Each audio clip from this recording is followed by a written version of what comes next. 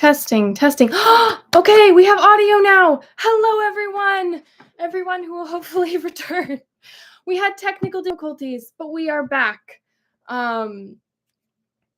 Yes.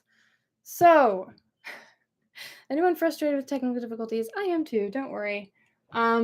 This is the signing stream for Beyond Mulberry Glen, my book, which is coming out with Waxwing Books January 7th, 2025. And everyone who pre-orders the book, which is in the link in the description, will get some goodies, among them a book plate signed by me and some beautiful bookmarks, which have the cover art on them, which was made by Astrid Shekels. Astrid Shekels is amazing. She did the cover for Beyond Mulberry Glen, and her art is also on the stickers, which you will get if you pre-order the book. Can everyone hear me? Hello! Are we back?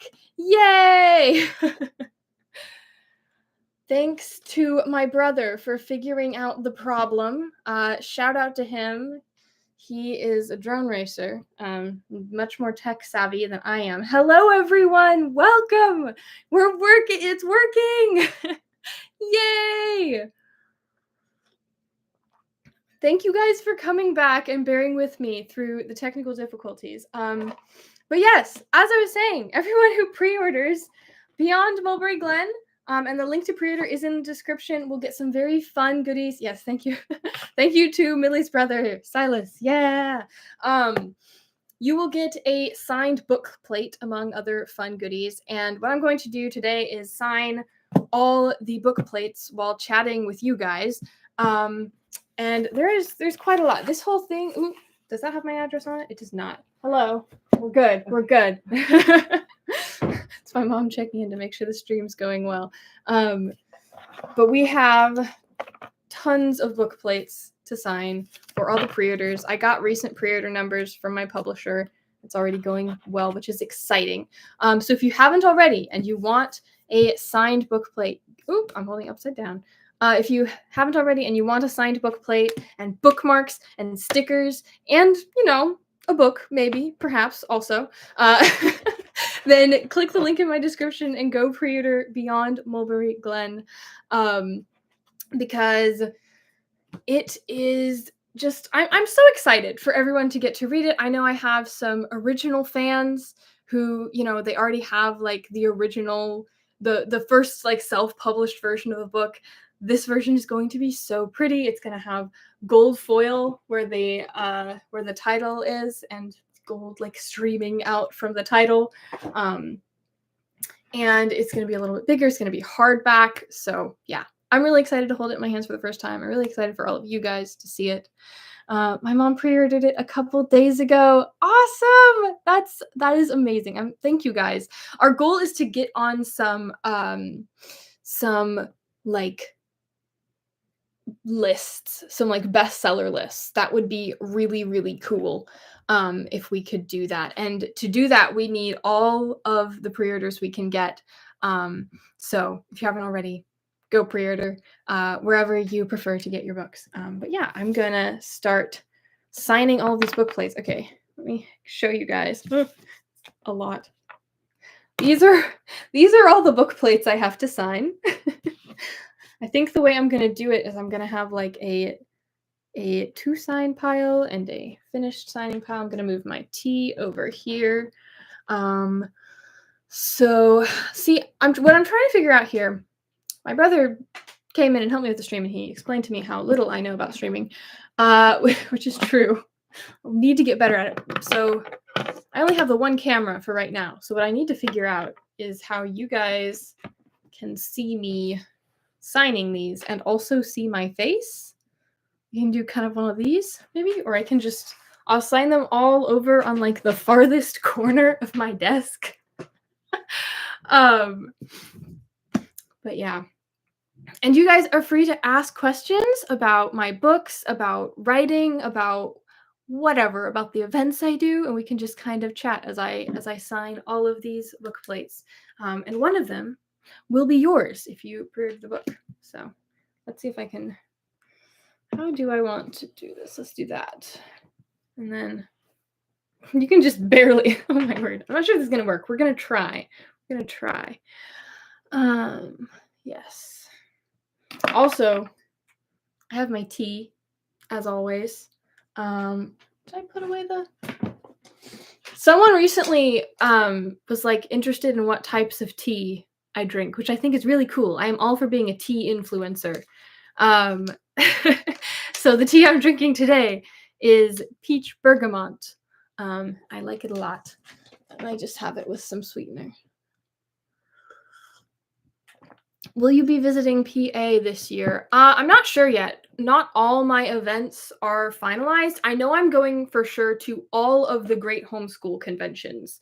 So if there's a great homeschool convention in your city, I will be there. I will be at the great homeschool convention.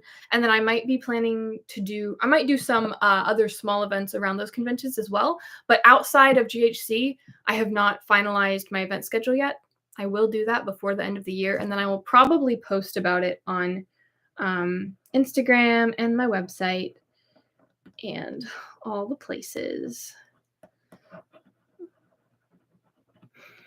One down. Like 500 to go or something like that. And this, we'll see. I might get sent more depending on how many books get pre-ordered. Do you have any tips for young writers to write novels? I do. I actually have a bunch of videos on this channel with all my tips for young writers, which you can check out if you would like something a bit more in depth. But my biggest tip when you're just starting out, I've talked about this before, is quantity over quality, which I know sounds counterproductive. But it's just the idea that when you are beginning as a writer, you want to write a lot rather than spend all your time editing what you've already written, because any amount of writing you do will make you a better writer. So start a bunch of stories, write a bunch of short stories, poems, different writing exercises, whatever, whatever is fun for you in the moment. Just follow the energy, follow what you're excited about, and you will become a better writer over time. So in the beginning, don't worry too much about writing something perfect. Don't worry about writing the great American novel, right? Just have fun with it and write a lot and write lots of different things, because it's just like anything else, any other, like if you're in a sport or you're learning about, I don't know, science. You don't want to just hyper focus on one equation or one trick on your skateboard. You want to learn lots of different things. You want to diversify your talent in that area. It's the same with writing. Write contemporaries, write fantasy, write thrillers, write poetry, write songs, write a bunch of beginnings, write a bunch of endings. Don't worry too much about finishing stuff in the beginning. Just make sure you're writing a lot and writing a lot of different things. So that would be my main tip for when you're just starting out. What writing tip was the most impactful for you? I feel like that has changed over the years. Like, I feel like, I don't know, you grow as a person. I don't know. It's been like a new piece of advice every year, I guess, that sticks out to me. So I'm trying to think what's something recently I think that was very helpful for me. Oh my goodness. I'd like to remind my siblings that I am live. They're making silly voices in the other room. I don't even know what that was. I feel like a lot of the young writers on here are going to relate to that. Where was I? What writing tip has been the most impactful for me? Within the past year, something that has been very helpful for me is like to recognize that characterization builds on itself.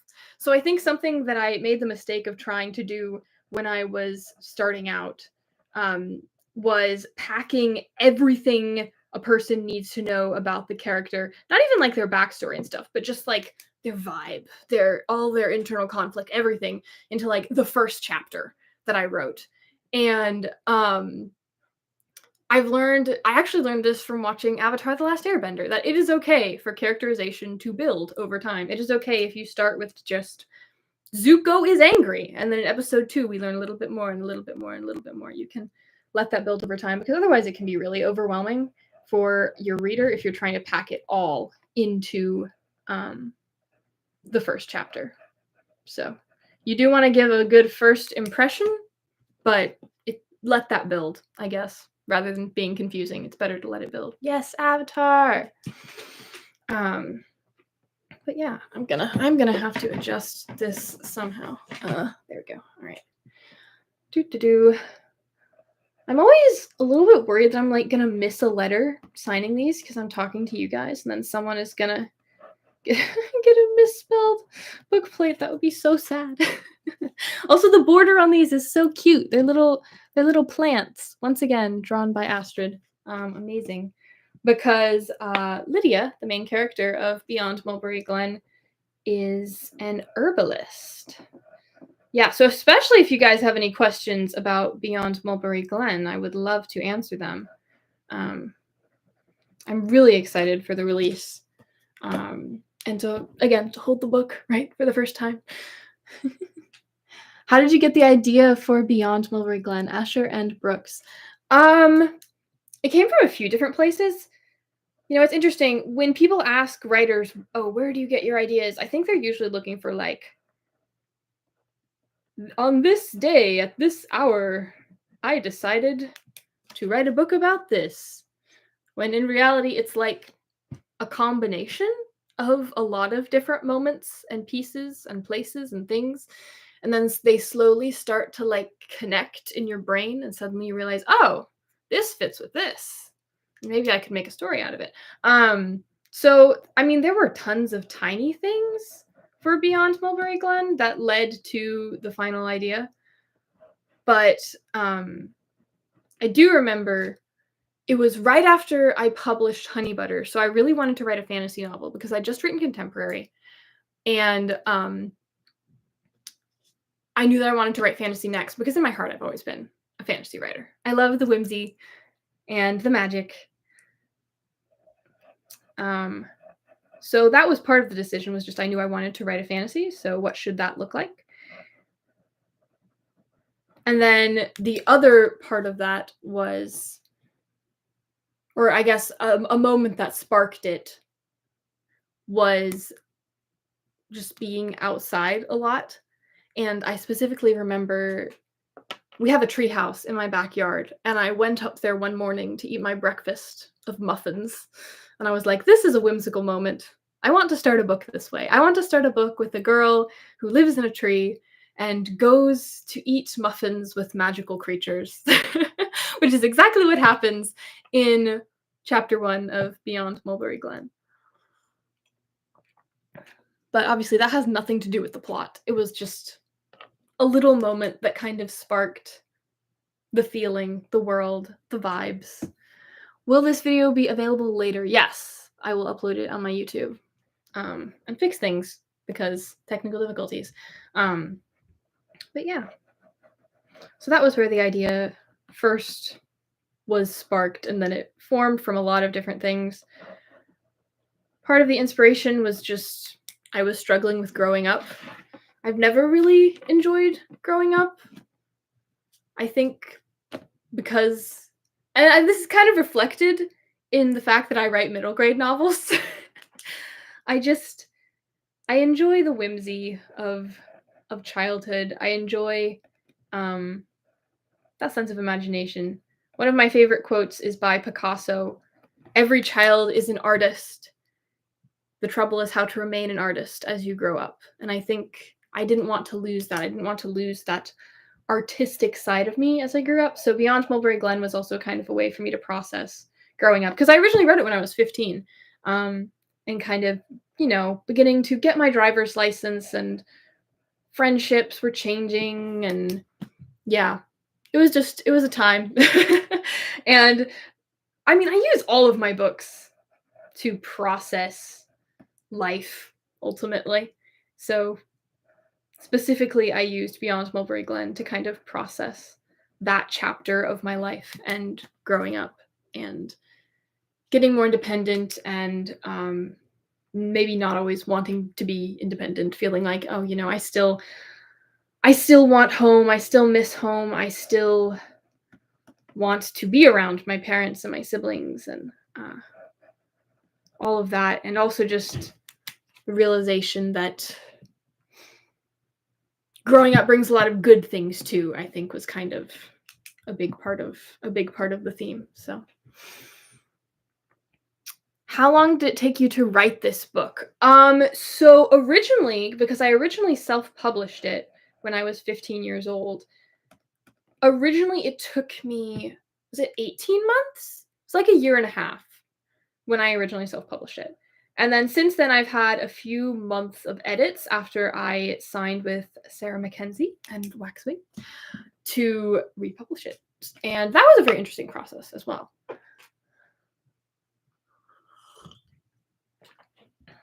It's very interesting to go back and edit something you wrote when you were 15 at age 20. And ultimately still like come away thinking it's a good book, you know, because I not much changed. Even with my edits, you know. It got significantly shorter, but that was just from line editing. Like the plot itself didn't change at all. So if you have the original copy of the self-published book, which I know a few people do, it might be kind of fun for you to go through and see the changes I made and maybe try and guess why I did what I did. There's a couple scenes I'm really glad I got to edit, to be clear. Like, it wasn't like, oh, I think this book is still perfect. I've grown a lot as a writer. And specifically, there were a few scenes that I edited more than others that I was very happy to get the chance to edit because it made me cringe a little bit. But that's just a part of growing as a writer. Like, other famous writers do this, and I've read forewords to like classic books, modern classic books, where they're like, if I was writing this now, it would be so much better. And meanwhile, it's a book that sold like 2 million copies or something. I'm like, I think everyone thinks it's fine, you know? What other questions do we have?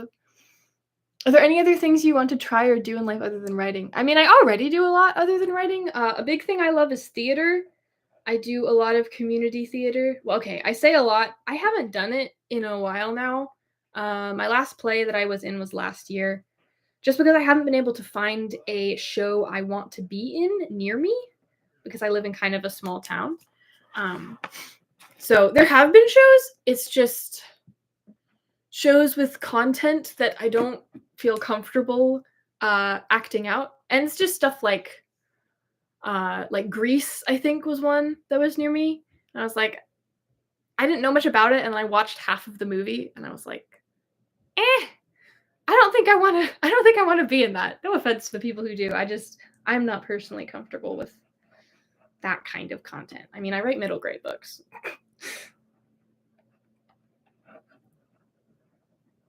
But I love acting. I love baking and cooking. I love reading. That's pretty obvious, though. I love going on adventures and travel and zip lining. I genuinely do love zip lining. Some of you, if you follow me on Instagram, you maybe saw, but on this past year while I was on book tour, I went ziplining between book events because there was a ziplining place in the area and I had to make time for it. Let me answer a few of these quickly. What were your favorite books as a kid? The Mysterious Benedict Society is one of my favorite modern middle grade books. I love the world building and the voice of that book so much. It's just beautiful. I love the characters. I love how fun it is, but also deep. I think if a middle grade book can equally balance being fun and being deep, that's like the ideal. And that's what I try to do with all of my books.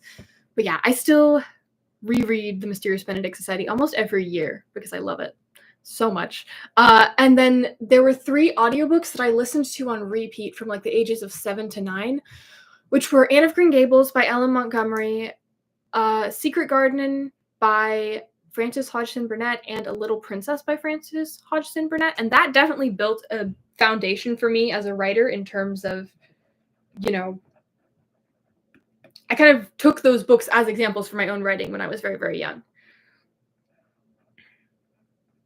I need to focus on these four. I don't want to. I want these to all look nice. And I'm also talking to you guys. Okay. What is Avatar? Avatar: The Last Airbender. It is a kids cartoon technically, but a really, really good kids cartoon. It has a plot. No, but it's some of the like tightest TV writing I've ever seen. I love it so much. It's clean for the whole family, but it's also just phenomenal storytelling. So exciting. Deals with really deep themes. Again, it's another one of those stories that it's the perfect balance between fun and deep. And that's what I want from stories so much. It's amazing. What is the age range for this latest book? Beyond Mulberry Glen. It is a republication of the original self-published version, which was called Lydia Green of Mulberry Glen. So the same age range still applies, which is like middle grade, I think. I mean, it's appropriate for the whole family. It's very, very clean. Beyond Mulberry Glen is very, very clean. But in terms of like target like reading level, probably 10 to 14, maybe something like that. I don't know. I was homeschooled. I don't know rating levels. I don't know grades. Acting. Of all authors, past and present, whose writing stories do you think impacted you the most? Again, Ellen Montgomery and Frances Hodgson Burnett. Definitely. Just because I was so young when I was listening to their stories over and over and over again. It made a big difference. And it also started my tendency to want to describe things all the time in my books. I wanted to describe all the trees, all the scenery, all the nature, to the point that had to get toned down when I edited Beyond Mulberry Glen. It was good. There was just too much of it. But never fear, because I know, like, I've seen the reviews of people who are like, oh, that's one of the things they love about the book.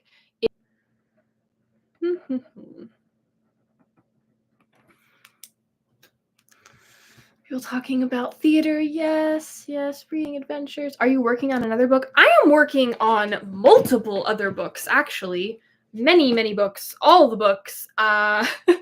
It's funny because I used to say when I was, 13 and I had just started self-publishing, I used to say that I could only work on one book at a time because I thought I had tried that, and I had tried working on multiple books at a time and I felt like I couldn't. Newsflash, I was pushed to the point that I can, because I will be getting, my publishers will email me edits and I never know exactly when they're going to happen, when I'm going to get those edits. I mean, I have a general time frame, but so in the meantime, I have to be working on other books if I plan to publish things, to have new drafts to send to publishers.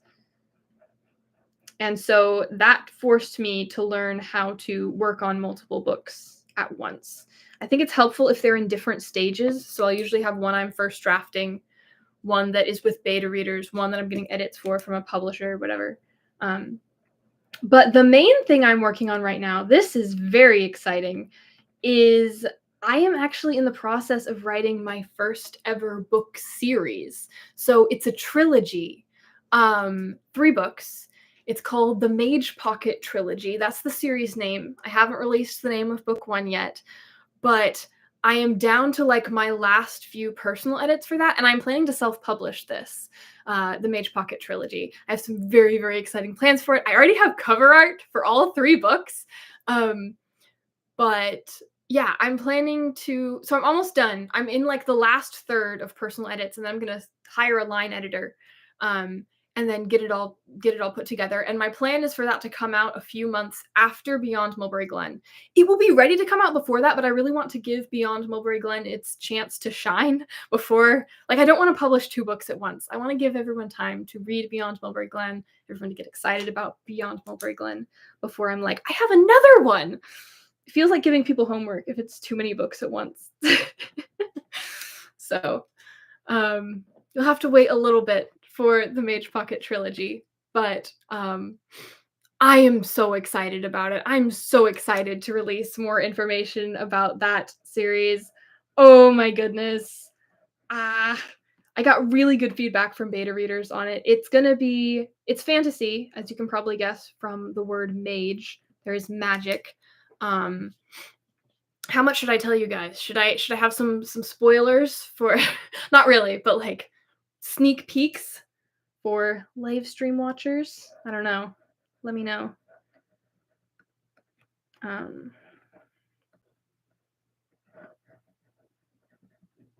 This is good practice, I'm realizing, for book signings. I have to talk and sign my name. That is a learned skill, by the way. I was not good at that when I first started. um, if you ever think about becoming an author, one of the unexpected skills you have to learn is how to talk and sign your name at the same time without mixing up your words on either the piece of paper or out loud. It's my party trick. But even outside of Mage Pocket, I'm working on other books as well. I have, goodness, how many? Okay, so if you count the trilogy, that's 3 books that I'm working on. There's that one. There's that one. That's 5, like novel length projects. And then there's also picture books. I'm not gonna get into the picture books. So yeah, lots of books happening at once. And of Green Gable fans, yes! A private school kid, yeah. I love both of them. I love describing everything too. A lot of young writers do, I've noticed. I wonder, I don't know why that is. I think it's just because it allows you to have a lot of fun with words, which, I mean, if you're going to be a writer, absolutely have fun with words. That is the whole point of being a writer. But you can get into the territory of, like, it's called purple prose, where your writing is so elaborate and so many big words that it just sounds like pretentious, that the words themselves are overshadowing the story that you're trying to tell, when in fact the words should just be a vehicle for the story you're trying to tell. Sometimes your job isn't to choose the most beautiful, amazing word. Your job is to choose the right word, and sometimes the right word is simple. A lot of times the right word to use is simple. So that's something to keep in mind. But also write your beautiful descriptions. Like I said, write for fun. Write a lot of different things. Write a lot of fun things. Stretch and grow yourself as a writer. Sure, we'll say that's good. Okay. Did you enjoy being homeschooled? I did. I loved being homeschooled. I'm a very self-motivated person, so it worked really well for me. I mean, it worked really well for all my siblings. They all have very different personalities, but for me especially, it allowed me the time to pursue what I loved, which was writing. And I got high school credits for writing and publishing my books and all the work I had to do around that. One of the things my dad always says is that building a business or a career is one of the best educations you can get. And that has definitely been the case, because becoming a writer, it's forced me to learn how to write, yes, but like I just said, it has also forced me to learn how to sign my name while talking to people. It has forced me to learn public speaking skills and business email writing skills and contract negotiation and networking and how to make slides for a presentation. There's just all sorts of little invisible things that you end up learning when you pursue something like this, like chasing a dream, building a career, building a business, because this is a business to me. Tell us about yeah. Well, okay, I will say this. So Mage Pocket, the magic system within the Mage Pocket trilogy is based off of the scientific principle of lumens. Lumens is a very, very small amount of light. So just like we would say, oh, this many watts of light, lumens is like smaller than that. And the idea that as humans, we all have light, little bits of light in our bodies. We emit like energy, like a battery. And that concept is used in Beyond Mulberry Glen as well, because I've always thought it was really cool. But in Mage Pocket, I take it a step further and I turn it into a magic system, and people are able to harness that energy that like they give off in their body and the energy of the sun to do magic spells, which was very fun to come up with. Basically, yeah, the magic system comes from light. I'm trying to like simplify it and not go on an hour-long rant because this is supposed to be about Beyond Mulberry Glen. But there's your little snippet of what's coming next from me. Light-based magic systems. How did you come up with the name Beyond Mulberry Glen? That is a great question. So originally, when I self-published the book, the title of the book was Lydia Green of Mulberry Glen. And I did that because I wanted to immediately connect the reader to the character, because we read books for characters. We just do. We read books because we want to connect with human emotion. The entire point of fiction is to make you feel something. And we feel something by connecting with characters. So I wanted to connect the reader to the character right away. Also, I really liked that it sounded like classic novels, like Anne of Green Gables, Lydia Green of Mulberry Glen. So I felt like it conveyed both a fantasy aspect and like a classic novel aspect. Because Beyond Mulberry Glen is written as like fairy tale fantasy. It has a very fairy tale, old-fashioned vibe to it. And then it got republished. It got picked up by Waxwing Books, and we ended up changing it to Beyond Mulberry Glen just to simplify things, differentiate it from the original, because there were going to be edits to it, and because there have been some studies that like boys are less likely to read a book if a girl's name is in the title, and Beyond Mulberry Glen is not specifically a book for girls. It is for all kids. It's not specifically feminine, even though the main character is a girl.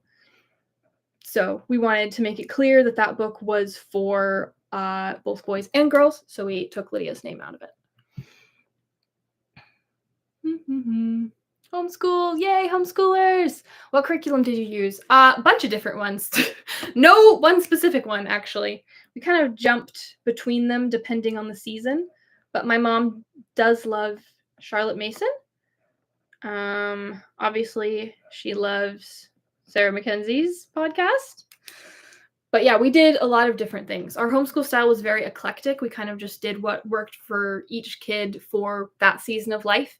And that changed a lot over time because we were all very unique individuals and very unique stages of life. Sometimes we didn't really even have a curriculum. We just based it off of what we still needed to learn, and my parents would find a way to teach us that. Oh, I dropped one. Hang on. Oop. I really like your shirt. Thank you. It's not technically a shirt. It's not technically a shirt. I am wearing a shirt. It's a polo shirt and then a sweater vest on top. I like my sweater vests. I like thrifting them. I find so many good sweaters at thrift stores. It's fantastic. Let's see. Sounds really cool. Did you go to college for writing? No, I am not going to college. I am college age, but I am not in college. I am doing this on my own as an entrepreneur.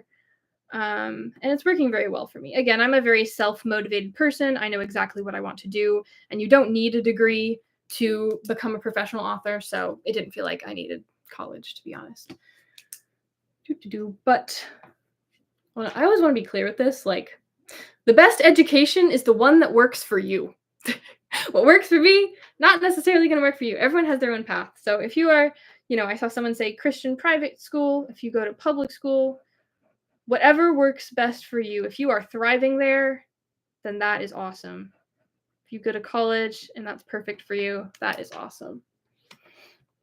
It was not the right choice for me. The right choice for me was to become an entrepreneur and go to events all over the country, selling my books, which was still cheaper than college. And then eventually I got a publishing deal out of it, which was very, very cool. I'm encouraged to hear that. Yeah, again, I think as long as you're being intentional about your education and really figuring out what's going to work best for you, there's not really a wrong answer, you know? Because we're all completely different people. We all learn in different ways. All our brains are a little bit different from each other. And that's a good thing. The world would be very, very boring if we were all the same. But yeah, you also don't need college to pursue your dreams, especially if they're creative dreams, especially if you're in a creative field. If you want to go, if you feel like there's something specifically valuable for you there, again, absolutely go. But it costs a lot of money, so I would encourage people again just to be intentional, right? And that I hope I am an example of that. It is possible to chase that dream without college or without public school or whatever. There's just lots of different paths, and they're all good paths. Will there be an audiobook for Beyond Mulberry Glen? Hi, Anna Rose Johnson. Hello. Guys, there's another author in the chat. Yes, there will. Waxwing is putting it together. They've already hired the narrator. It will come out the same day as the hardcover. So that's very exciting. I don't know anything about it or what's going on, to be honest, but that's really cool because I've had to narrate all my other audiobooks. Again, it's interesting going from self-publishing to then like traditional publishing in a few different ways because both my publishers have been a little bit different too. Like the audiobook's just gonna happen and I just get to show up. Whereas before I narrated the audiobook for Honey Butter. I had to be involved with every step of the way. But now I get to work with such cool people at Waxwing and I get to just like promote them and be excited about what they're doing. It's very, very cool. I like both. I like being a part of all the different parts of the process, but I also really like just seeing other people, whether it's, Astrid with the cover art or, oh gosh, I don't remember who's narrating the audiobook right now. But yeah, the audiobook narrator as well, just to get to see them do their thing, make their art and support other artists and kind of make this like a group effort, I guess, is really, really cool. It's very, very fun. How many siblings do you have? I have 4 younger siblings. I am the oldest of 5. We were all homeschooled. Although one of my younger brothers now is enrolled part-time in public high school so that he can do sports because sports is his thing.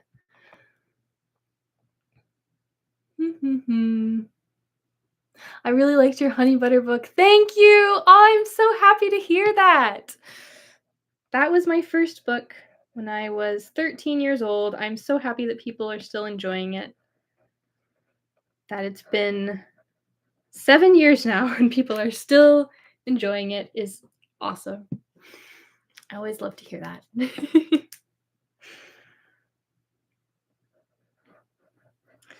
feel like we should talk more about Beyond Mulberry Glen. We could talk about the characters. Actually, I'm curious. If you are one of the people who has read the original self-published book, put a me in the chat. Say me in the chat. I'm curious how many of you have read the original and how many are new, and this is a completely new story to you.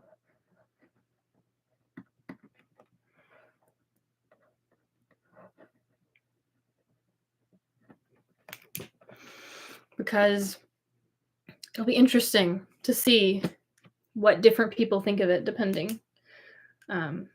It's funny. I had someone email me and ask me if they could get a hold of the original self-published book because they wanted to like compare the two, which was funny to me. I mean, some of them are still out there. It's not available for print. It's not really in print anymore, but copies are definitely still out there at libraries and personal libraries as well. I'm gonna take a drink here. My mother just bought it. Awesome. Yeah, so it looks like we've got a lot of people who are new to the story. Yeah, so like I said before, it's fairy tale fantasy, very whimsical, very magical. Just bought honey butter. Oh, she bought honey butter. That's awesome.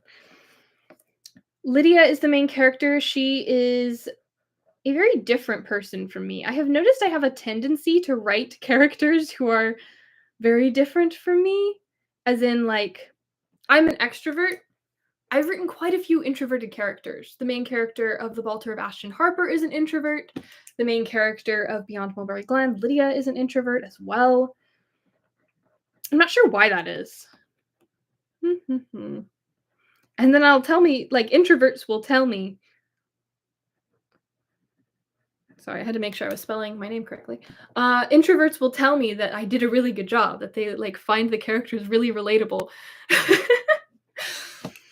Although I do have some more extroverted characters coming. One of the main characters of the Mage Pocket trilogy is very extroverted.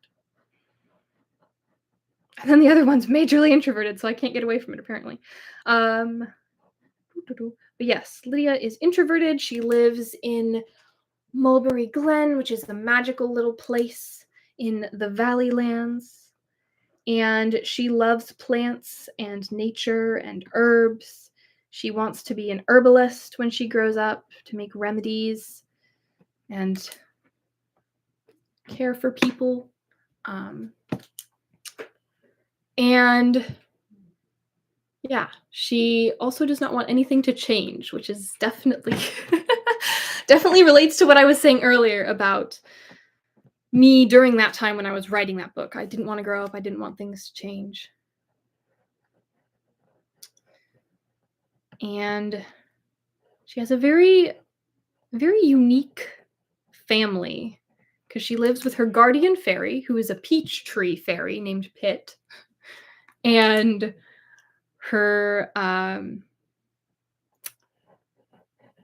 philosopher named Garter, who teaches her Latin and basically homeschools her. They don't call it that in the book, but she's basically homeschooled.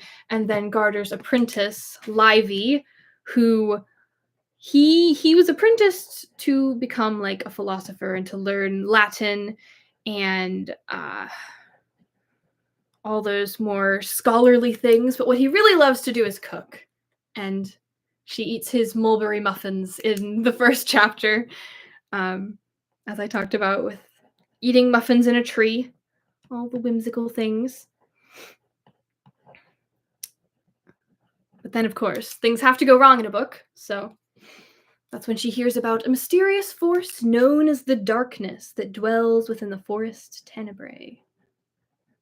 But not only does it dwell within the forest, lately it has begun to creep into Lydia's own mind, and that's where the adventure begins. She has to travel beyond Mulberry Glen. Haha, title mention.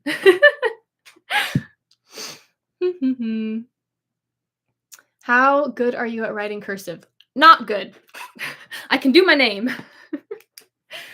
I actually... I threw such a fit about learning cursive when I was younger. I did not like it. I liked my print letters, and I still mostly write in print. But I can write my name pretty well. I actually have gotten compliments on my cursive signature at book signings and things. So it worked out in the end. But ooh, that sounds really awesome. Thank you. Aw. Hi, Millie. I'm a middle grade author. What made you choose to write middle grade? I didn't choose middle grade. It chose me. It's partly because I started writing at such a young age, so I was writing about characters my age, which happened to be middle grade age. And then as I got a little bit older, I found that I still wanted to write about those characters and those ages because middle grade comes with such a sense of whimsy. Children have just... children are more willing to suspend their disbelief than adults. So for example, a lovely middle grade book is The Rise and Fall of Mount Majestic by Jennifer Trafton, who I actually had the pleasure of meeting last year. And the plot of that book is that there's this island with a castle on top of this mountain. There's a mountain in the middle of the island with a castle on top. And the mountain rises and falls every day. And the main character finds out that the reason for that is because it is the stomach of a sleeping giant. That is so clever and magical and whimsical. Would you find that in a YA book? Probably not. I think I like the allowance for imagination that middle grade books have. And I also think that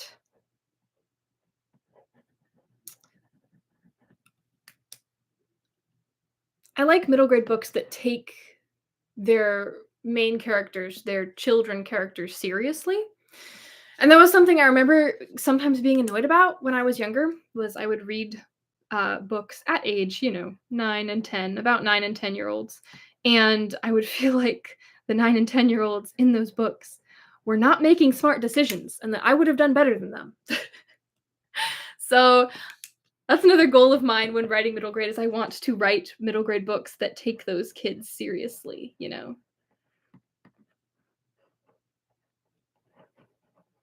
that show kids as powerful, because they are, really. I mean, proof of that is that I published a book at age 13. So absolutely, the main characters in this fantasy world could learn this magic and defeat the villain. Of course they could.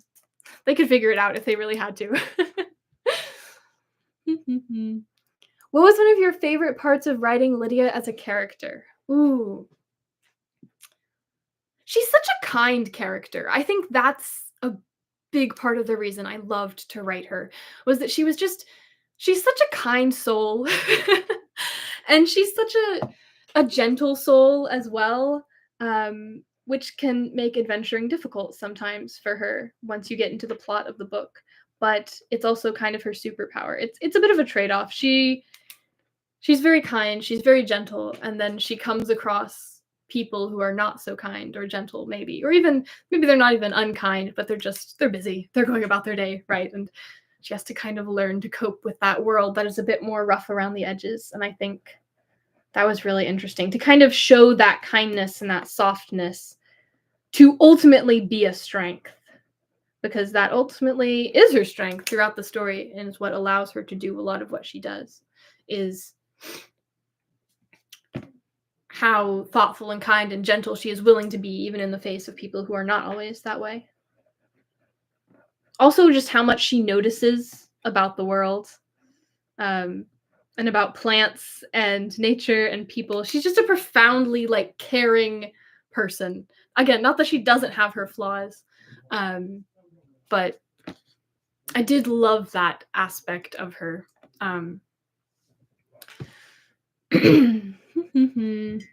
What is the chat saying?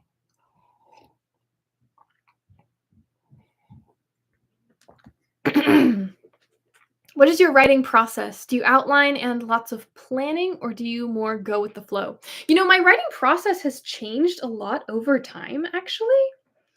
I used to be a lot more go with the flow. I used to be a pantser where I would just... If I ever pause, it's because I'm making sure I'm not misspelling these. Yeah, so Honey Butter, my first book, I did almost no plotting before I wrote the first draft. And then I did plot for the second draft. But then I've become more of a plotter over time, which is really interesting. And the way I got it to work for me, because for ages I was like, I'm not a plotter. I want to be free and imaginative and creative and, all the dramatic things artists say. And then I discovered K.M. Weiland's outlining method, which is awesome because it's basically like stream of consciousness journaling about your story, which is super unique. I've never seen someone explain it quite like she does. But the idea is you do it all by hand, and you get... Where is it? Oh, yeah, here's my notes for Mage Pocket. All my plotting notes. This thing is full of plotting notes. But it's like journaling about your stories, stream of consciousness. Just so then I'll have pages where I'm like, I know I want this character to do this and this, but that doesn't... thing number 2 isn't in character for them. So how can I make, so it's like having a conversation with myself on paper about how I want the story to play out. And in that way, I'm allowed to have that messy, creative moment without having to delete a bunch of words from my manuscript later. And that has made my first drafts a lot cleaner, and I get to do all the messy creative things. So it has ended up being the best of both worlds for me. So short story long, I used to be a lot more of a pantser, but I have become more of a plotter over time because I found plotting methods that worked for me. I'm also a big proponent of everyone has to be a plotter at some point in the process. So even if you write the first draft really messily, at some point you do have to plot out the story. It might just be after your first draft. So maybe it is for the second draft. That's what I did in the beginning. I would write really messy, creative first drafts that were just word dump. And then before I wrote the second draft, I would sit down and read through my first draft and then outline what I wanted the second draft to be. So, yeah. We're getting so many comments. Who is your favorite character from Beyond Mulberry Glen, if you have one? Oh! Oh, by the way, guys, look at the progress we're making. I've signed all of these. Here, maybe I can set them somewhere you can see them. There we go. It's growing. The stack is growing. I still have all of these left, but it's fine. Oh, what was I saying? Oh, yes. Who's my favorite character from Beyond Mulberry Glen? Favorite character, like, as a person, or favorite character to write? Because those are two different things. My favorite character to write was Quill, who shows up for 2 scenes, but he's amazing. He's a hobgoblin librarian who only speaks in poetry, and he is delightful. I love him so much. And his, like, catchphrase is candle wax, and he says that when he's upset, and he says it a lot when Lydia and her friends are around because they keep messing things up for him. He was so much fun to write. The first chapter where he shows up is still hands down my favorite chapter from that book. Yeah, that's a fun part of the book. There's a library that moves, and you can get lost in it. Haven't talked about that on camera yet. That was another one of my favorite things about writing Beyond Mulberry Glen was it's called the libraries. It's always referred to as plural. The whimsical logic being that it's too big to be one library. It's multiple libraries because it's so big. And it keeps moving. So the shelves will, like, I don't know if you're a YA reader, if you've ever read, like, Maze Runner. It's like that, but bookshelves. So in other words, you have all of these bookshelves that just go all the way up to the ceiling. Just this huge vaulted ceiling. You almost can't see the ceiling because it just fades out. It gets dark near the top. All these bookshelves that just go up and up and up in every direction. And then as you're walking through, just imagine that you can hear, like, the shelves shifting and moving, and they'll slide. And it's like a giant maze of books to the point that it's actually quite dangerous. You have to be really careful when you enter the library because you could get stuck in there for days if you're not careful. And that is where Quill, the hobgoblin librarian, lives. And he knows his way around, but no one else does.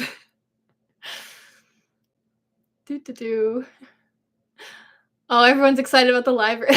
The library, Sokka, yes. Quill sounds like Snape. No. He's more... I don't know how to explain it. He's a little bit more...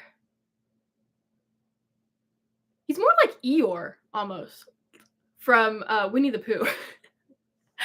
A little bit more like that, but with more energy. Actually, no. Quill is more like Piglet from Winnie the Pooh. He's, like, very anxious and on edge. He wears these giant glasses that make his eyes look really big.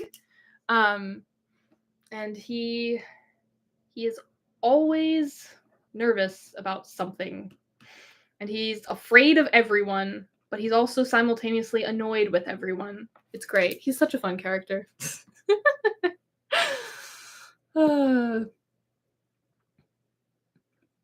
see if we got any more questions. Jennifer Trafton book is part of the reason I chose middle grade. Yeah, I love Jennifer Trafton. She's great.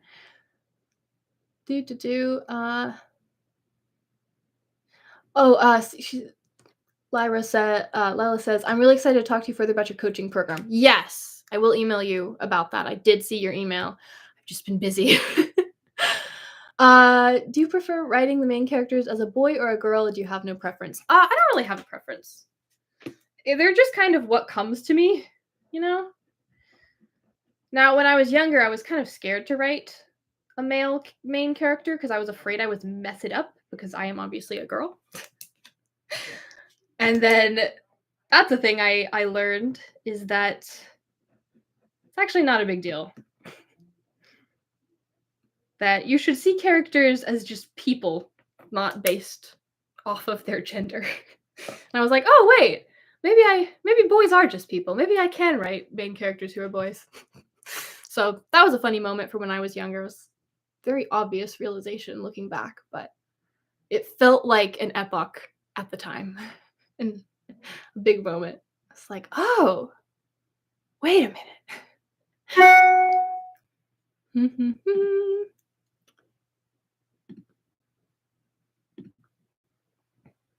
Turning off notifications again. Okay. Who's your favorite side character in Beyond Mulberry Glen? Who's your favorite character you've ever written? I think I already established my favorite side character is Quill. My favorite character I have ever written. Ooh. That is so hard. Don't make me choose. I love them all for different reasons. I really love the characters in Mage Pocket. They've been a ton of fun to write. But that might be just because I'm still like working on them, you know? I loved all the sibling banter in The Vaulter of Ashton Harper. I absolutely loved writing Ashton and Zizi and Drusilla and their sibling dynamic. I loved them so much. So yeah, I don't think I can choose because then I keep coming up with new ones as well. It like changes from day to day. Some days I'm in a mood to write the Mage Pocket characters. Some days I'm in a mood to write different characters. It just depends. I genuinely cannot choose. I know that's such a boring answer, but I genuinely can't. My daughter has loved chatting with you on here. Thanks so much. As a homeschool mom, how do I best encourage her? She loves to write but never edits, and she is only 11. Don't worry about it. Like I said at the very beginning, I don't know if you were here at the very beginning, but when you are just starting out, when you are a young writer, don't worry about editing. Don't edit too much. Focus on quantity over quality in the beginning because you will learn more from writing 100 different stories that you never finish than you will from continuously only editing one. Not that you shouldn't learn to edit, obviously, but when you're first starting out, when you're 11, focus on writing for fun. Focus on writing lots of different things. Poetry, songs, books, short stories, and even within stories, contemporary, fantasy, thriller, all the genres, fan fiction, like it all contributes. If you want to learn how to edit, first you need to learn about story structure. Because before you can change a story to make it better, you need to learn what makes a story better, right? So like if you're thinking editing in terms of like spelling and grammar, that will come over time. The main way I learned spelling as a young writer was sitting at my desktop computer in the living room. It was like the shared family desktop computer, and the living room was right next to the kitchen where my mom was cooking dinner. And as I was typing my stories, I'd be like, "Hey mom, how do you spell October?" I'm saying this because the calendar's in front of me. "How do you spell October?" And she would spell it for me. And I would just ask her how to spell words. And over time, I learned how to spell those words on my own. My mom would occasionally go through and give me grammar suggestions, especially if it was a mistake I made over and over again, you know. But it was never like, let's sit down and learn how to edit for spelling and grammar. Because when you're a writer, the most important part is the story. Spelling and grammar will come over time. It's not something you really need to worry too much about it. Like, yeah, be familiar with the concepts, but the main focus should always be the joy of writing and storytelling. And the main edits that professional storytellers make are not grammar and spelling. They're not. They have to do with story structure and character arcs. which check out some books on the library about that. Because, and this is another thing, I think your daughter will be motivated to edit when she sees things she can improve and wants to improve about her stories. And for her to do that, she needs to learn what makes a good story. So look into Spilling Ink by Anne Mazer and Ellen Potter. That's a great book for young writers. Highly recommend that book. That's a good place to start. And then also, I mentioned her earlier, but K.M. Weiland, she has a great blog about storytelling. That's a bit more complicated. It just depends on what level your 11-year-old is at. I would say and pretty much anyone can start with Spilling Ink. K.M. Weiland's a little bit higher level in terms of like complicated concepts. But if she's ready for that, go for it.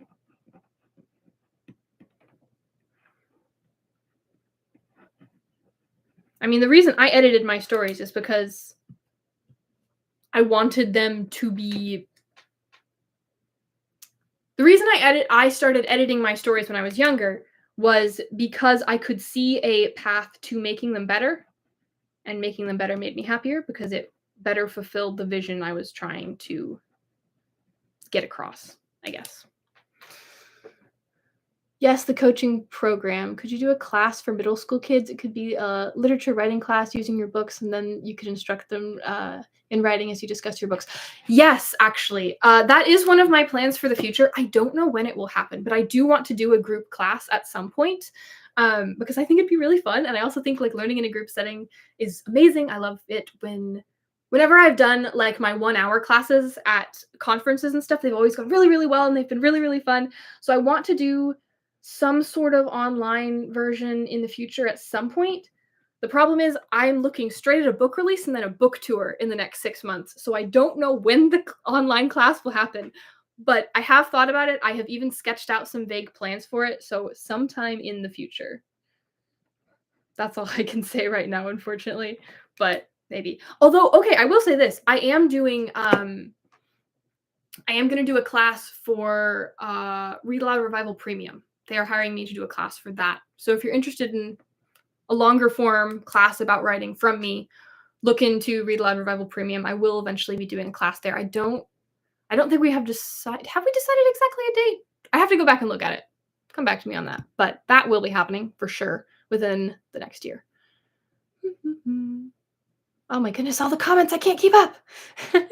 I love the color palette of your room. Thank you. There's lots of yellow. The ceiling is yellow. What are your release day plans? I haven't made exact release day plans yet for Beyond Mulberry Glen. I should come up with that. Plan something exciting. It's still 3 months out, so I don't know. Usually on release day, I have a tea party with my family. That's what I've done a lot. And that has always been fun, but that's just like a personal thing. And then, of course, I'll probably do a live stream, like a release day live stream to talk more about the book. I don't know. I don't have any specific plans yet. If you guys have any grand suggestions, I'd love to hear it. Like Eeyore, yeah.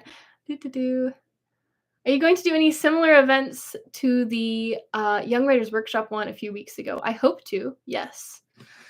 When exactly and how exactly, I don't know yet. I am teaching classes at all the... No, I can't say that actually. Never mind. Forget I said that. I almost said something that wasn't official yet. Someone stop me. I will be teaching classes in multiple different places in the next year, probably related to my book tour. Things will be happening. If you subscribe to my newsletter, you'll know all the cool things. But yes, I'd love to do more talks like the Young Writers Workshop one. That was very, very fun. Where's your inspiration for your outfits? I don't know. I made it up. Actually, no, I do know. My goal with my outfits is always to look like I've stepped out of a Studio Ghibli movie or the Mysterious Benedict Society TV show adaptation. That's my inspiration. That and thrift stores.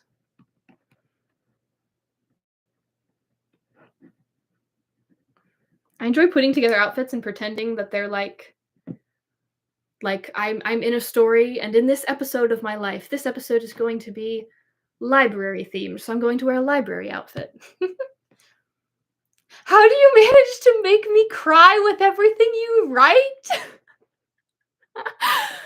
Thank you, mwahahaha. Sips reader's tears. I managed to make you cry because I make myself cry. No joke. I cry over my books so much. That's kind of my, I don't know. I don't know if I'd say that's a benchmark. It just happens. I'm just writing a sad scene and I start crying. I'm a very emotional person in every sense of the word. I'm good with emotions. That's what makes me a good writer.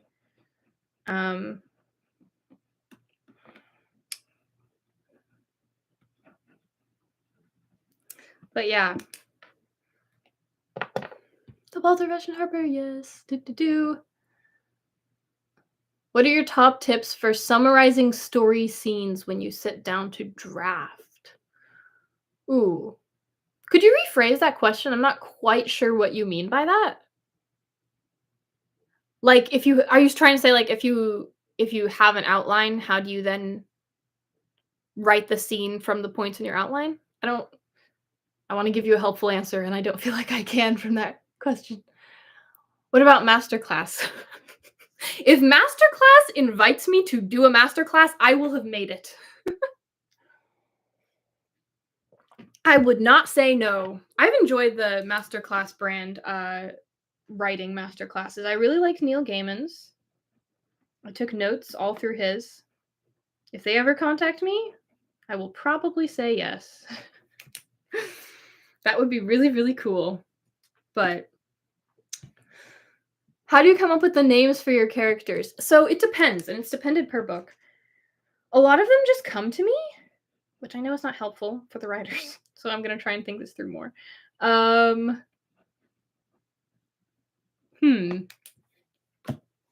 do I come up with names for characters? In Beyond Mulberry Glen, a lot of the names were like Latin words. So that was part of it, because Latin within Beyond Mulberry Glen is the language of the fairies and elves. It's like the magical language.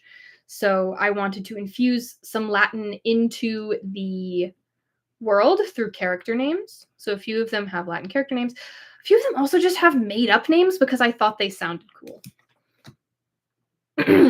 Like, it just sort of fit the character. So one of the main characters in Beyond Mulberry Glen, her name is Prenna. And I made that up. I just made it up because she just sounded like a Prenna. However, okay, here is a helpful thing. Throughout life, I collect names. I have a little notebook where I take them all down. And then if I ever need a character name, a lot of the times, if one doesn't come to me right away, I'll look through my little name notebook of cool names I've discovered. One time, my family was getting our car fixed, and the mechanic's name was Cougar Knickerbocker. That name went straight into the name book. Also, the genealogy section at the library is incredibly helpful for finding names. Those are just books full of names, and there are a lot of really, really cool ones. I also, while in the genealogy section of the library at one point, I found a book that was like a record of name changes in New York. So like people who petitioned to have their name changed, usually their last name, but sometimes their first name. And it included for each thing what their name was before, what their name was after they changed it, and their reason for changing the name. And that book was hilarious. I don't remember off the top of my head, like, a lot of the reasons. So this joke is going to fall flat. But it was very funny, trust me. Just the reasons people wanted to change their names. A lot of them were like, it makes it easier to pronounce. Or people have been misspelling their last name for their entire life, so they want to change it to a slightly different spelling that's easier. But there were some really funny reasons too. I think there was one that was like, one guy changed his first name because his wife didn't like his original first name. Like, it was weird, funny stuff like that, where I was like, oh, there's There's a deeper story here. Do you have a mailing list where we will know when classes come out? I want to make sure I'm on it. We love Read Aloud Revival. That is how we learned about you. Yes, I do. So my website, millieflorence.com.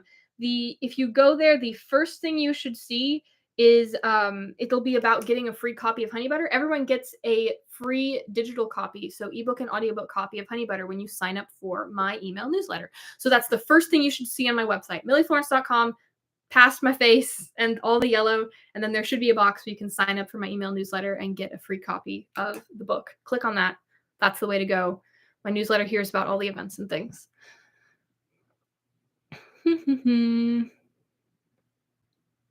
When I write, I have a goal, but then I keep on writing the scene that gets to that goal, but it takes much longer than I planned. That happens to me too. Honestly, I think when you're drafting, don't worry about it. Don't worry about how long it takes. That's a problem for draft 2. Just focus on getting it all down, right? So don't worry about that, because I do that too all the time. And that's something you'll learn over time, is how much time will this scene concept actually take. And in my experience, it's usually longer than you think it will. Or sometimes it's way shorter than you think it will. I've been off in multiple directions, multiple times. And if that's actually a problem, you can always fix it in the second draft.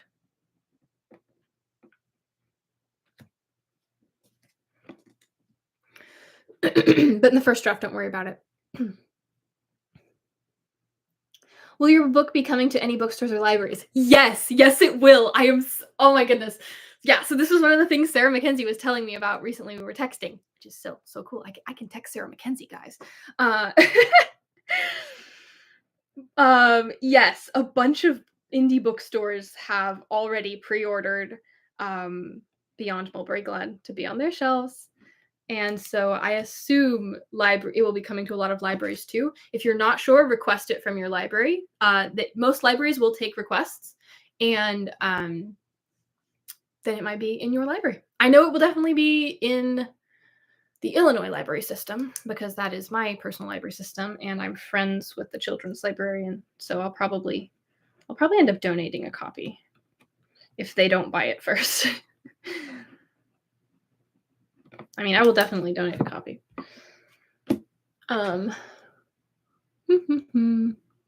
Prena is pretty. Thank you for my made-up character name. It would always autocorrect when I was writing the book. It would always autocorrect Prena to preheat, which was incredibly annoying.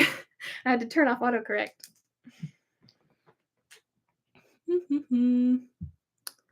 What was the title? The title of what? Can you repeat that? The title of my book is Beyond Mulberry Glen. Or were you asking about a different book?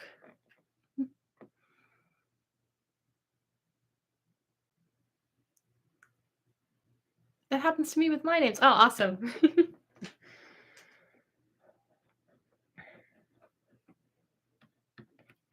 think one of the things I'm most excited for people to read about in Beyond Mulberry Glen is like,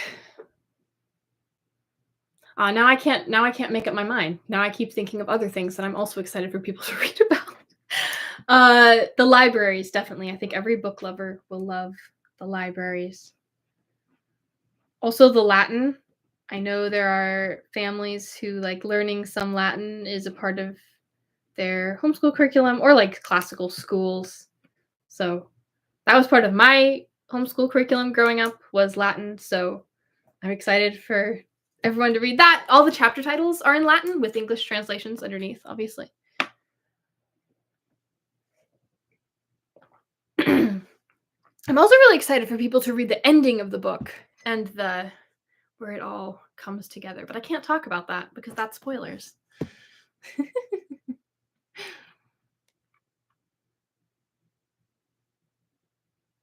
Oh, the name book with all the reasons for changing names.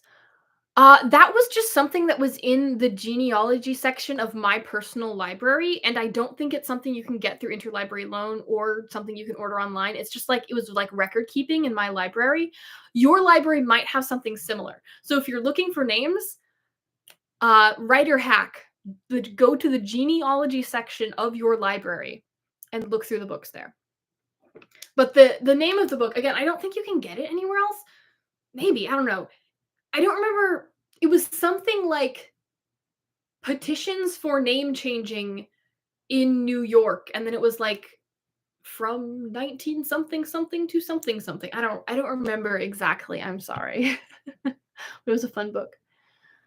Have you ever started laughing uncontrollably while writing something? Yes, I have, especially one of my most recent work in progresses. It's a very funny book. I haven't released any information about it yet, though, so I'm not going to start now. But yeah, I have gotten better at writing humor over time. But yes, sometimes I will get distracted from actually writing because I wrote something that was so fun and so funny that I'll just sit like giggling at it for a little while and imagining the scene play out in my head as if it's like in an animated show.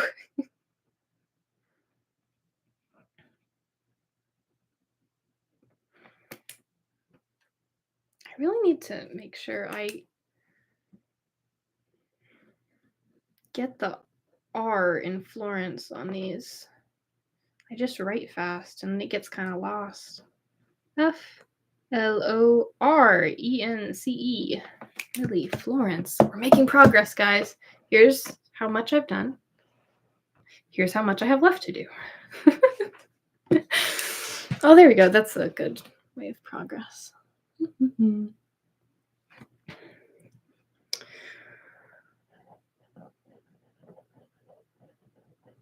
I don't know if I want to live stream the entire stack of signing because it's going to take a while.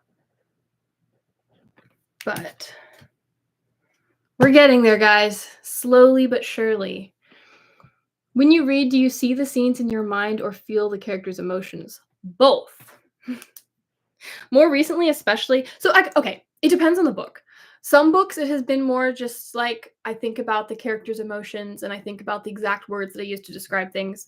But then some books, I think, especially the funny ones or the ones that have more action, I will actually picture in my head. And I usually picture them not as like real people, but as like animated characters.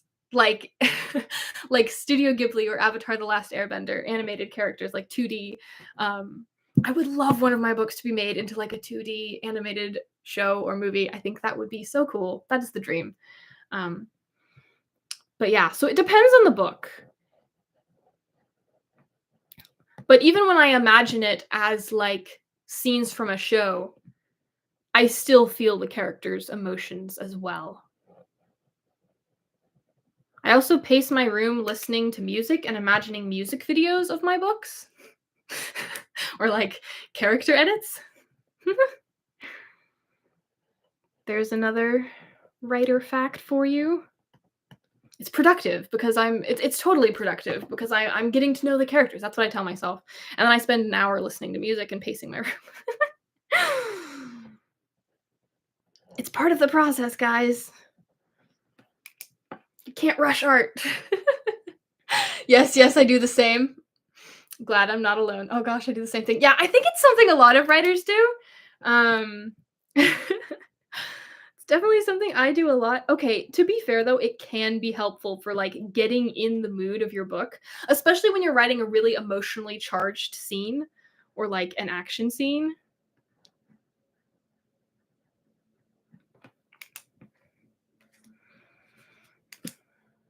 To kind of get into the vibe of the book.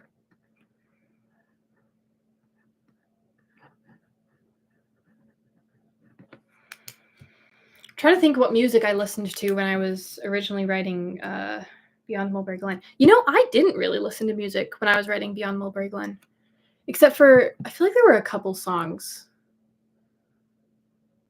Probably Lindsey Sterling music, I think, when I was writing Beyond Mulberry Glen. Yeah, I think that was the main thing I listened to for that book, and then for Balter, I listened to was it 2006 Emma soundtrack for the Balter of Ashton Harper. For Honey Butter, I did not listen to music at all. For Mage Pocket, I have, like, a whole playlist. My music listening habits for the book for, like, each book has gotten more complicated over time. Do you like sitting outside and writing? No, I wish I did. I get too distracted. Usually by my cats. They try to come walk on the keyboard because we have outside cats. Or there's bugs. I really have to get in focus mode with my books, or at least I do now. I used to be better about, like, I could just write anywhere. I've noticed more recently that I have gotten worse at that. And now I need more specific environments to write. I don't know if that's a good thing or a bad thing. Maybe just take practice of me being in, I don't know, different environments. Because they say that you should do that as a writer. You should be able to write anywhere. I guess technically I can, but it's just so easy for me to get distracted outside, and it's already easy to get distracted as a writer when the internet exists, so I like writing at the library. I like writing in my room.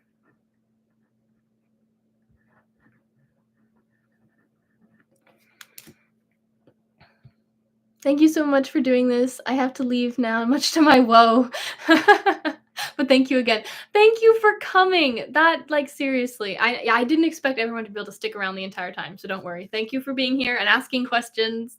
That is awesome. Aw, lovely. Yeah. I think I did do some writing outside when I was writing Beyond Mulberry Glen originally. Yeah. Oh, reminder to everyone here, by the way, because if you've watched me for a while, then I don't know, you're pretty invested in this whole book thing. So maybe you should go pre-order. The link is in the description, and if you pre-order, you will get one of these signed book plates. One of them will be yours when the book comes out, and you'll be helping me potentially get on a bestseller list. We don't know, but that would be really, really cool. And even if outside of bestseller lists, just the number of pre-orders, the more pre-orders we have, the more likely libraries and bookstores will buy it. It just helps it all around, the number of pre-orders. It kind of tells the world how excited people are for this book if you pre-order. So pre-orders end up being, in a lot of ways, more valuable than orders once the book comes out. So if you're going to buy the book, please, please, please pre-order it. It will be so helpful. It will be so fun. And then you get fun things. You get stickers. You get, where are the bookmarks? You get bookmarks. You get stickers. You get signed book plates. And you get bragging rights.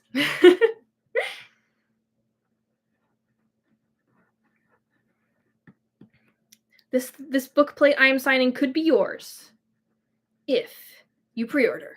Link in bio. And you get an awesome story. That's the most important part.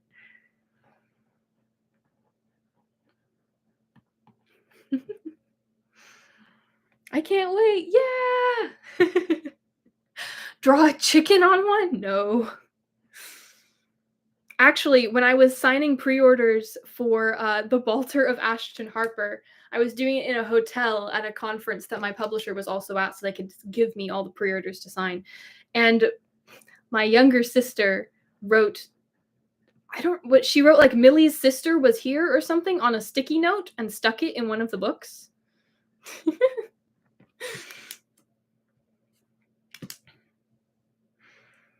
So we did do that. But I'm not sure if I'm allowed to draw extra stuff on these. I think I'll just stick to my name for now, sadly. I don't know. You get the cute. You already have cute art on here, though. You have the little herbs drawn by Astrid Shekels.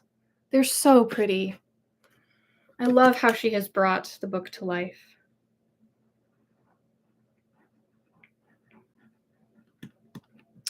If anyone has any other questions, you're welcome to drop them in the chat about Beyond Mulberry Glen.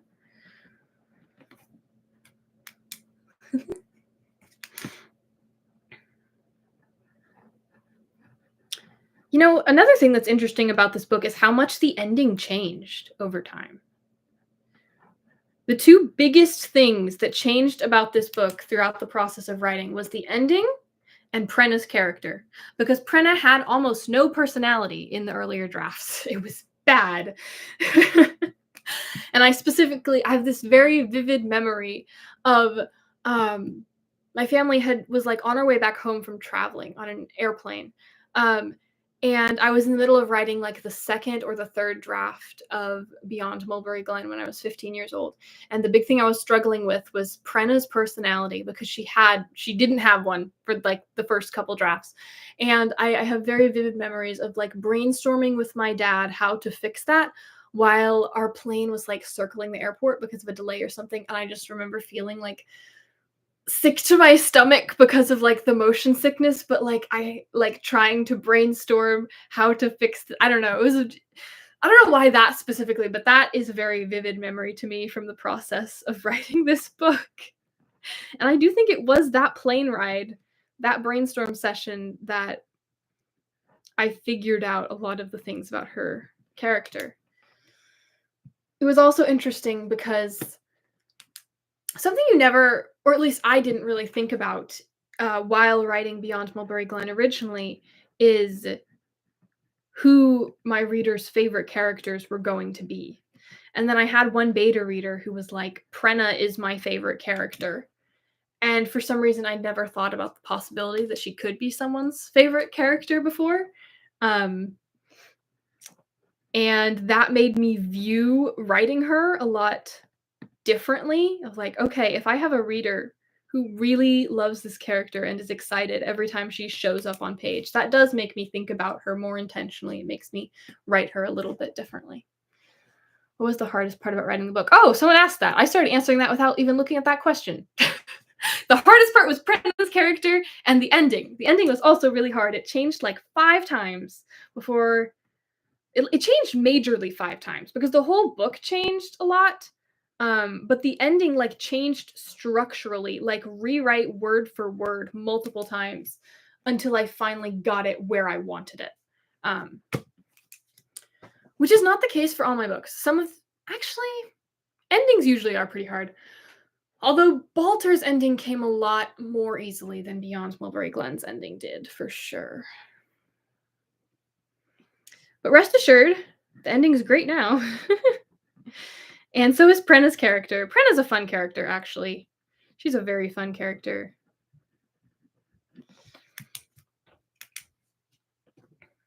She is very different from Lydia, and that's part of what makes her such a good character, is how different she is from her.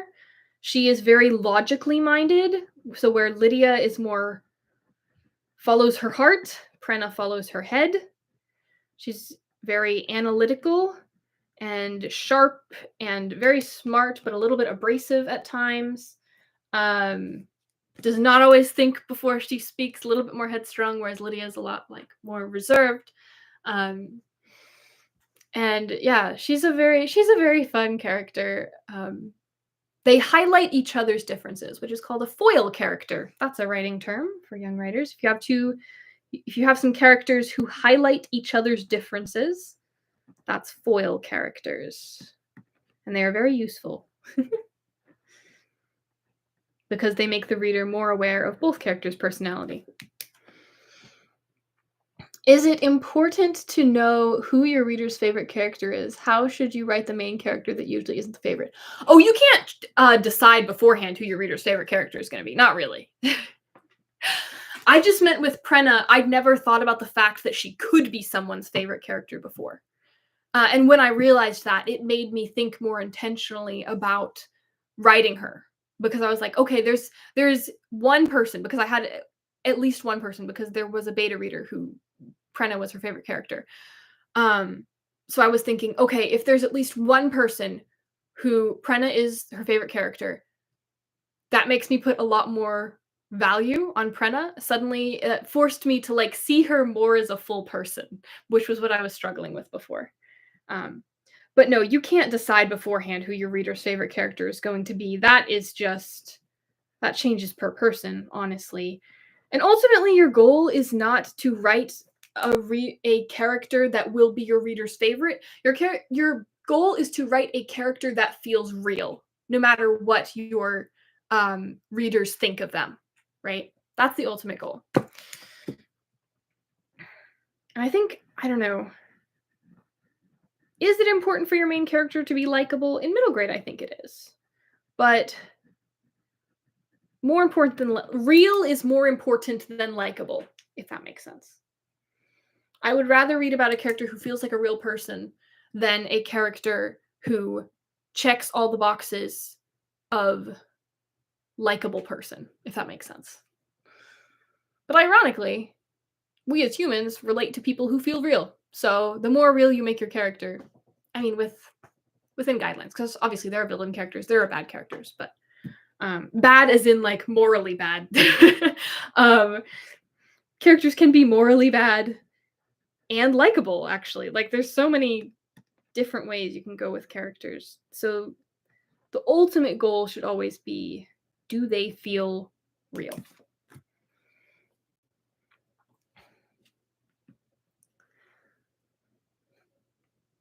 How long does it take to write a main character that the audience would like? I don't know. However long it takes to write the book. And the reason for my I don't know answer there is because I don't intentionally sit down and think, I am going to develop this character now, you know? Because characters don't exist in a vacuum. You can't fill out a bunch of characteristics and then you have a complete person. You have to present them with scenarios and other characters and see how they react to them to really get a sense for who they are. And that part of that process comes naturally with writing the story. So, depends. Some characters have taken a few drafts for me to get right. More recently, my characters have been more fully formed by the time I start the story, which I think is just a sign of me getting better as a writer. But I still have the occasional, oh, this character really needs work, a couple drafts in.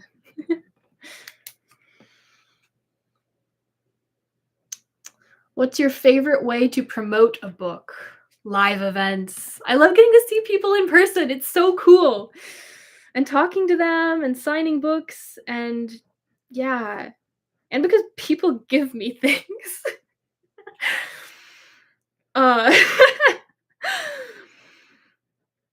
This past year, I had a girl come up and just hand me fan art for Beyond Mulberry Glen because she had read the original self-published version. That was a super cool moment. I also had a little girl at another live event come up and give me a bracelet she made for me, like a little, it was like yellow and it said Millie on it. That made me really happy. I'm joking though, that's not the main reason, but it's very cool. I appreciate all the cool stuff that readers make. But it's mostly because I get to talk to people. I'm an extrovert, so I get energy from doing that, from standing and talking to people about my books. So I really enjoy live events. I enjoy speaking and just meeting all the people. That's my favorite way. Favorite book cover? I'm not choosing that either. I love them all for different reasons. I love the Honey Butter book cover because it was a dream come true to work with Kelly McMorris, who I'd been following as an artist since I was 11 years old. I love the art on Balter and Beyond Mulberry Glen because I didn't know Will Kelly or Astrid Shekels before my publishers commissioned those art, and then I got to meet really cool artists. I love all the different styles. I love all the like careful little detail in Astrid's cover, and I love how the colors blend together in Will Kelly's cover. I love all of them, honestly. This has been so much fun, but I need to go now. Bye. Thanks for answering my questions. Absolutely. Thank you for being here. Millie, hey, did you major in lit in undergrad to help you prep for being an author? Nope, I did not go to college. I'm college age, but I'm not doing college. I'm pursuing this as an entrepreneur. I got the degree of YouTube. No, but seriously though, there's so much free stuff out there, or like fairly inexpensive stuff on the internet about writing that you don't, in terms of information, you don't need a degree. If you have the self discipline, you can learn everything you need to know about storytelling yourself. You can teach yourself all of it. And that's what I did. Because there's so much super valuable free information online. And you, even without that, you can learn so much just from practice and reading other books, reading books from the library on writing. So no, I did not get a degree. And at the moment, I mean, maybe someday I would decide, oh, I want the degree, and then I would go to college and get it. But right now I don't feel like I need it. That's the thing. Everyone's like, oh, make a decision about if you're going to go to college. And the reality is you can go to college at any time if you feel like you need it. Right now, I feel like this is working better for me than college would. How did you Sorry. How did you decide you wanted to write fantasy versus the contemporary of your first book? Actually, I have always leaned more towards speculative fiction, which includes fantasy, sci-fi, historical fantasy, all the stuff that has elements of unreality or magic in them. So Honey Butter was the exception, not the rule. I chose to write Honey Butter as a contemporary because I wanted to write a very simple story because it was my first book and I was 13 and I was wildly aware that I was 13 and therefore very inexperienced. And so I wanted to write a book that I felt like, as a 13-year-old with limited experience, I could do very well. Almost a practice book. Not really. I don't like to call Honey Butter a practice book because it ended up becoming so much more than that. I mean, Honey Butter was the book that got me the book deal to republish Beyond Mulberry Glen. Honey Butter was the first book of mine that Sarah Mackenzie read that convinced her to research me further and end up giving me a book deal. So it has become so much more than just a practice book, but in the beginning it was like, I want to learn how to write a full story well, so I'm going to choose a very simple idea that doesn't involve magic systems or other worlds, just to simplify it so I can really focus on the story structure and characters. And I did that. And after that, the process of writing Honey Butter and everything I learned from that allowed me to then go and write Beyond Mulberry Glen, which is twice as long and takes place in a fantasy world. And all the exciting things. All the things I dreamed of. So. And I like fantasy because of the whimsy of it. I love stretching my imagination. Like, in one of the books I'm writing right now, which this won't come out for a long time, so I'm not going to say much about it.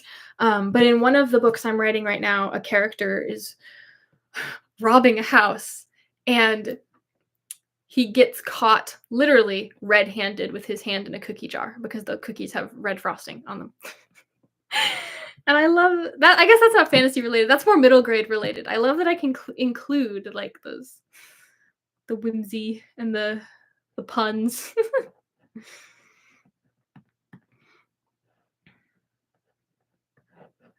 Or like I talked about earlier with in Beyond Mulberry Glen, the libraries that move and shift and how magical that is. I love coming up with that. Or in Mage Pocket, there's something called the Cloud Library, which is literally a library in the clouds.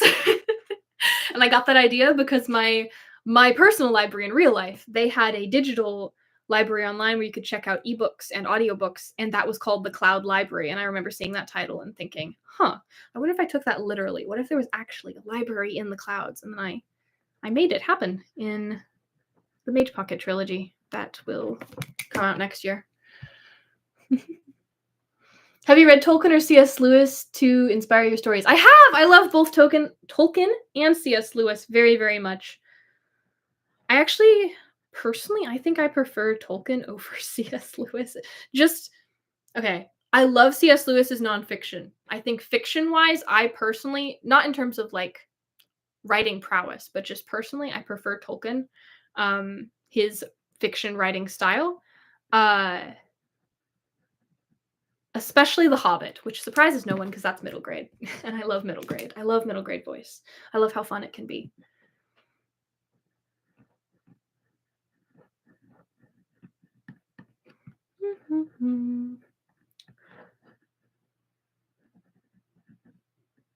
Look at how much progress we're making, guys. I'm like that way to halfway. Maybe this is all in my head. Ah.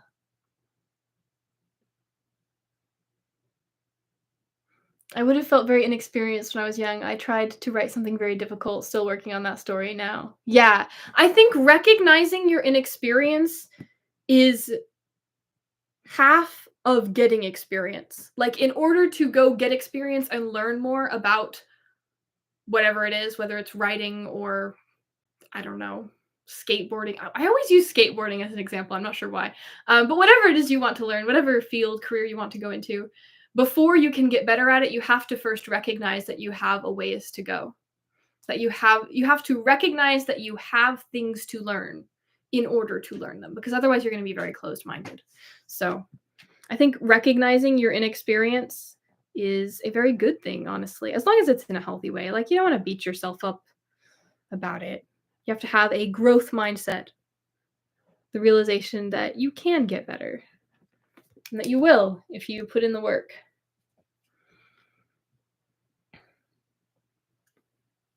What's the most recent writing skill you've learned? Fight scenes. I've only recently started really figuring out how to write fight scenes. There are no fight scenes in Beyond Mulberry Glen or Honey Butter. I don't know if you could. There's one scene in The Balder of Ashton Harper that, I mean, two people get in a fight, but it's not really a scene, you know? It's just something that happens for like 2 seconds. And it's not even the main character, it's just something he sees. So then it hasn't been until recently with the trilogy I'm working on, the Mage Pocket trilogy, that I've had to learn how to write fight scenes, which has been a fun process, if rather challenging.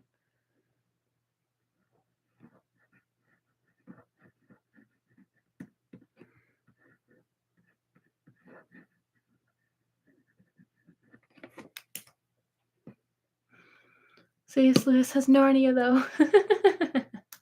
I'm not going to start a battle. They're both good writers.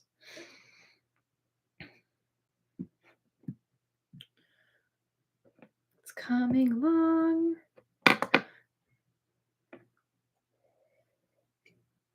Although, out of curiosity, people who are here, which do you prefer? C.S. Lewis or Tolkien? Maybe I should start a battle. Fight, fight, fight.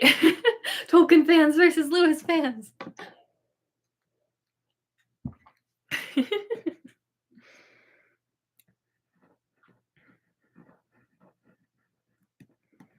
They both have their flaws and their good points. And they were friends, which is very cool. They were very close friends when they were, I believe, professors in Oxford. I need to read more on that because I think it's super interesting.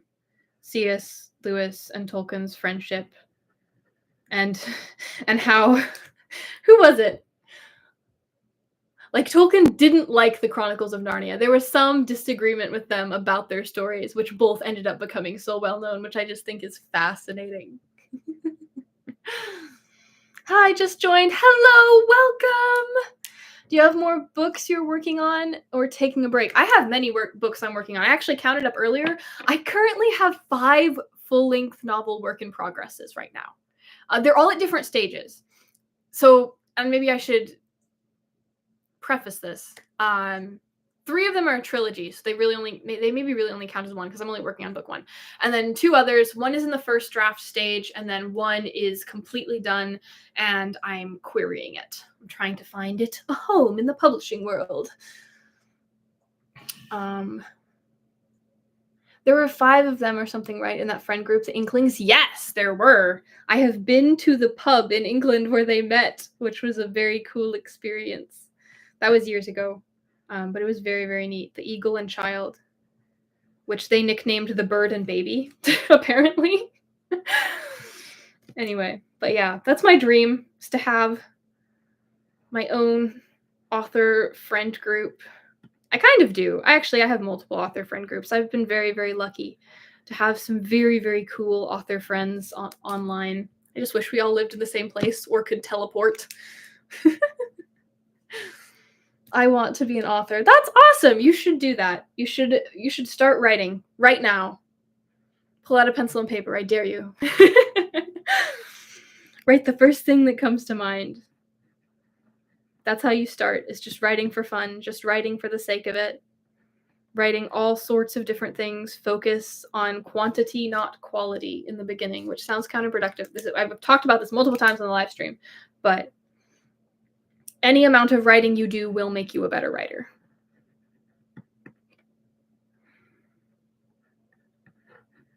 That's the great thing about being a writer. You don't need permission. You can just do it. It's like the cheapest hobby there is. You literally just need pen and paper or a blank Word document. And you practice until you get good at it.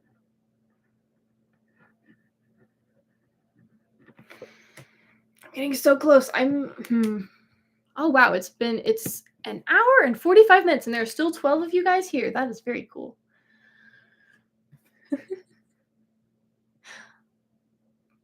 I have an author friend group called the Ink Plots. I love that. That is such a creative name. One of my author friend groups is called the Beltrists. And I just went on a writing retreat with them last week. Or well, no, not 2 weeks ago now. I got back from it last week. And that was very, very fun. They explained the meaning of the name to me. It's like I'm not going to remember the exact origin, but it means like a writer of beautiful things or something. I'll have to look it up. But yeah, my group is the Beltrists. One of them. I'm a part of a lot of different writing groups. I hope you write the next Chronicles of Narnia. That's an awful lot of pressure.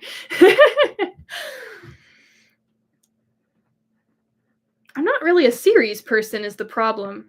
I mostly write standalones. Writing a trilogy, which is just 3 books, has been a real challenge for me. So I don't know if I ever will write something like Chronicles of Narnia, like ongoing series. Maybe. You never know. I like a good challenge, so we'll see.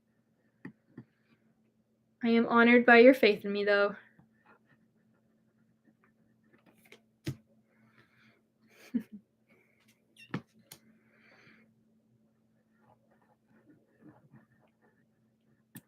This is winding down. You guys can probably tell I'm losing energy. And if you guys have any last questions, maybe drop them because drop them in the comments because I think I'll wrap up pretty soon.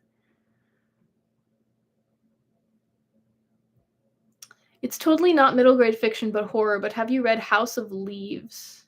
It's super cool how they break the fourth wall and use pages without words. I have not read that book. I am not generally a fan of horror. I don't think I've ever read anything that is explicitly considered horror. I've read some stuff and watched some stuff that's like thriller bordering on horror, but I'm a sensitive soul. I care too much about characters. And I get sad when they die. I don't think I would enjoy like horror.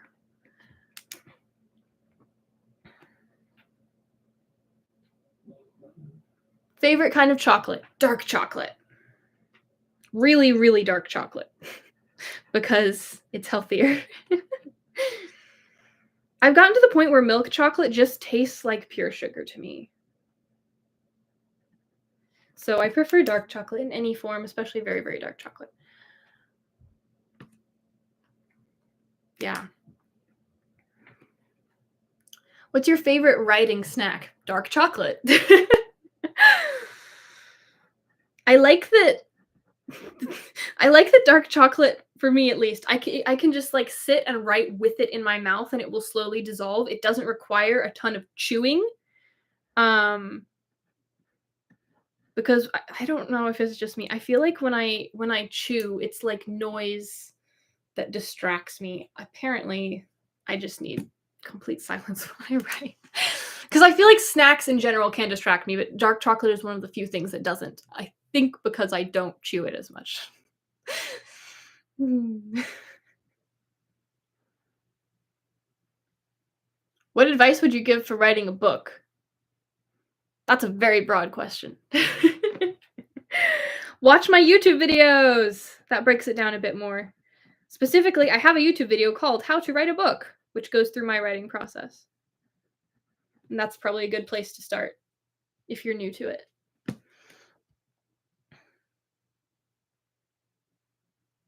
100% dark cocoa dark chocolate. Not 100%. Like 85% or 72% dark chocolate. Although I don't know. A few times I have been known to just eat straight baking chocolate if there's no other kind of chocolate in the house. I'll just steal my mom's baking chocolate.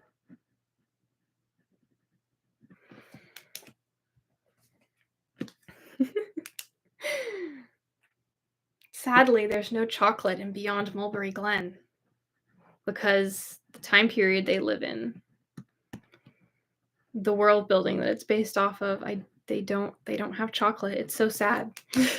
They do have tea though. My second favorite thing.